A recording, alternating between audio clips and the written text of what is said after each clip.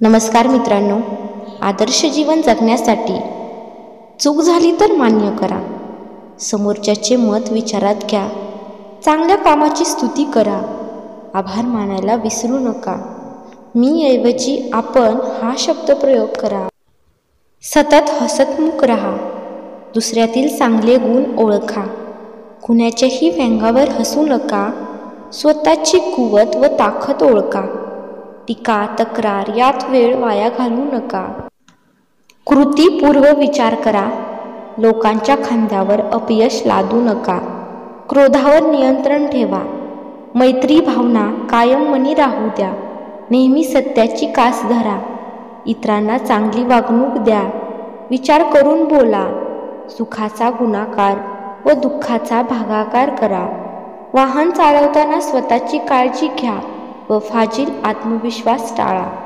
कामापुरती मैत्री ठेवून खरी मैत्री गमावू नका.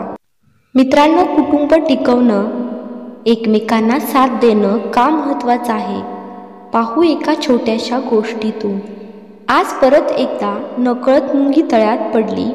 स्वतःला वाचवण्यासाठी झाडाचं पान आणि कबुतराची वाट पाहू लागली.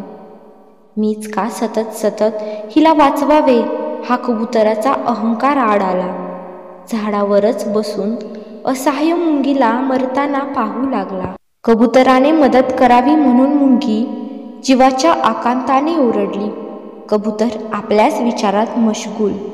मुंगी असहाय्यतेने गतप्राण झाली.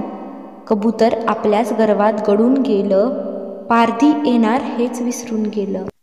पारध्यानेही याच संधीचा फायदा घेतला, कारण प्रत्येक वेळेला निशाणा साधल्यावर मुंगी पायाला चावायची आणि निशाणा चुकायचा. म्हणून मुंगीच्या अनुपस्थितीत डाव साधला.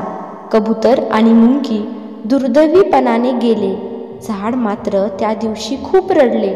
मुंगी कबूतर मेल्याचं दुःख होतंच, पण त्याहूनही परोपकाराची भावना मेल्याचं होतं. मित्रांनो, कोणाला कोणाची कधीही गरज किंवा मदत लागते.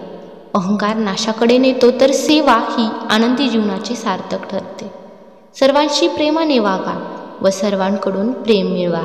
हा जन्म पुन्हा नाही. विनाकारण कोणाला त्रास देऊ नका. आज वेळ व रुबाब आपला आहे म्हणून कोणाचे नुकसान होईल असे वागू नका. आपल्या सत्तेचा गैरवापर मुळीच करू नका. निसर्गाने आपल्या शरीराची रचनाच अशी केलेली आहे की आपण स्वतःची पाठही थोपटू शकत नाही आणि स्वतःला लाथही मारू शकत नाही. म्हणूनच माणसाच्या जीवनात हितचिंतकाची आणि निंदकाची आवश्यकता आहे. आयुष्यात असे लोक जोडा जे वेळ येईल तेव्हा तुमची सावली आणि वेळेला तुमचा आरसा बनतील. कारण आरसा कधी खोटं बोलत नाही आणि सावली कधी साथ सोडत नाही. बोलायच्या आधी ऐकायला शिका. खर्च करायच्या आधी कमवायला शिका. लिहायच्या आधी विचार करायला शिका.